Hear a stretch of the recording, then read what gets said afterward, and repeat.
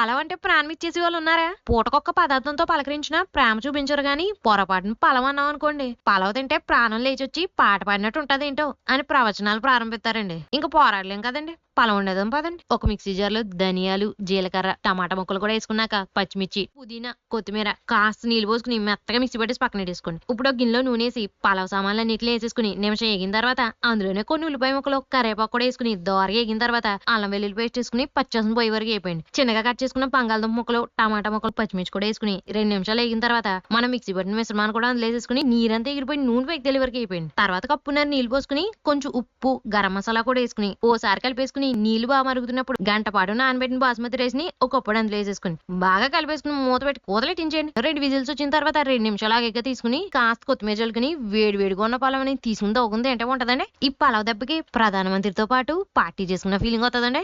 మన YouTube channel కూడా కొంచెం సపోర్ట్ చేసి సబ్స్క్రైబ్ చేసుకుందరు.